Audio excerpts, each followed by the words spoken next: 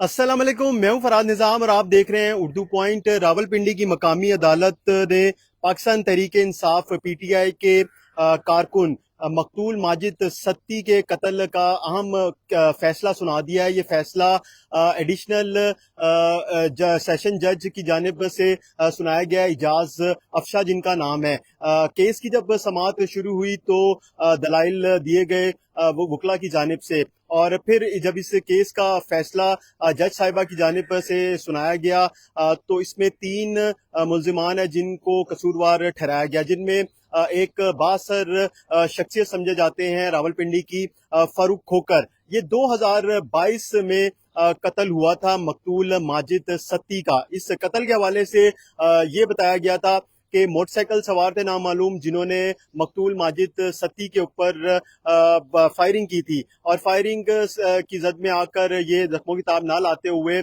जाँ बाग हो गए थे। इस केस के हवाले से मुतलका थाने में मुकदमा दर्ज हुआ सादकाबाद में, और पुलिस ने तफ्तीश शुरू की। जब पुलिस ने तफ्तीश शुरू की तो इस केस से जुड़े मुल्जिमान को गिरफ्तार किया गया। तीन मुल्जिमान हैं जिनके नाम सामने आए थे, और आज दो मुल्जिमान जो हैं उनको जेल से लाकर कमरा अदालत में पेश किया गया जज साहिबा के सामने, और एक जो फारूक खोकर है वो इस केस में जमानत पर थे। जब जज साहिबा की जानिब से इस अहम केस का फैसला सुनाया गया और इन तीन जो मुल्जिम थे उनको कसूरवार ठहराया गया, तो उसके बाद ये भी अहकाम जारी किए गए कि पुलिस फारूक खोकर को गिरफ्तार कर ले। तो जो पुलिस की नफरी कमरा अदालत में मौजूद थी, कमरा अदालत से बाहर, तो उन्होंने फारूक खोकर को इस केस के फैसले के बाद हथकड़ियां लगाकर गिरफ्तार कर लिया और सख्त सिक्योरिटी में बख्शी खाने मुंतकिल किया। अब ये जो इतलात आ रही है इस केस के हवाले से, और जो मुजरिम ठहराए गए तीन उनके हवाले से कि फारूक खोकर जो उनको अडियाला जेल मुंतकिल किया जा रहा है। इसमें एक मुल्जिम है जिसका नाम वसीम है, उसको इस केस से बरी कर दिया गया है। जब कमरा अदालत में इस केस की समाअत हो रही थी और जब इस केस का फैसला सुनाया गया, तो कमरा अदालत और कमरा अदालत से बाहर मकतूल साजिद सत्ती के घर वाले करीबी अजीजों कारिब बड़ी तादाद में मौजूद थे, क्योंकि सबको इस जो केस है उस फैसले का इंतजार था। जो इसमें मुजरिम ठहराए गए हैं यानी कि फारूक खोकर और दो मजीद जो मुजरिम हैं, उनके भी घर वाले और करीबी अजीजों कारिब बड़ी तादाद में जुडिशियल कॉम्प्लेक्स में मौजूद थे। लेकिन पुलिस की भी भारी नफरी को तैनात किया गया था ताकि किसी किस्म का कोई भी नाखुशगवार वाकया पेश ना आ सके। तो जो इसमें अहम मुजरिम है फारूक खोकर, वो जैसा कि हमने आपको पहले भी बताया कि रावलपिंडी की एक बासर शख्सियत जाने जाते थे। और इस केस का मैं थोड़ा सा आपको बताता चलूं कि 2022 में माजिद सत्ती को कत्ल किया गया था, और इसके पीछे जो हकायक थे वो ये सामने आए थे कि माजिद सत्ती एक जगह थी जिस पर कब्जा किया जा रहा था, ये उसको रोकने की कोशिश कर रहे थे।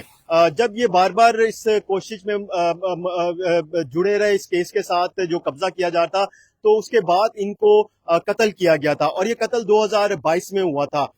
अब ये आपको हम बताते चलते हैं कि तीन मुजरिम जो हैं उनको इसमें उम्र कैद सुना दी गई है, और फारूक खोकर जो हैं वो और दो जो मुजरिम हैं उनकी इसमें जो तफ्तीश की गई है, वो उनकी जो इसमें जो केस था 2022 का माजिद सत्ती के कत्ल का, वो इसमें शामिल पाए गए जो तफ्तीश की गई है। अब जो इनके जो वकला हैं उनका ये बताना है कि हमारे पास कानूनी हक है और हम सेशन कोर्ट में जो केस फैसला सुनाया गया जज साहिबा की जानिब से, हम उसको हाई कोर्ट में चैलेंज करेंगे। दो रुकनी बेंच है जो इस केस की आगे मजीद जो है समाअत करेगा जब ये केस हाई कोर्ट में लेके जाया जाएगा। तो जो मुजरिम है इसमें, उनके पास कानूनी हक है कि वो सेशन कोर्ट के फैसले को हाई कोर्ट में चैलेंज कर सकें।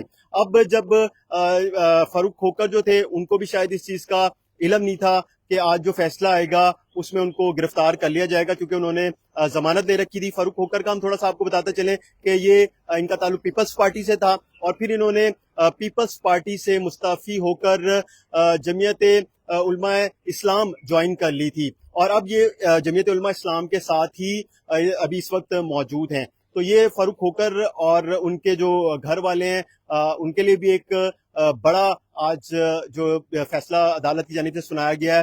تو اب یہ ابھی جو پولیس ہے وہ ان کو اڈیالہ جیل منتقل کر رہی ہے. اور جیسا کہ ماجد ستی کو ہم دوبارہ بتاتے چلیں کہ پولیس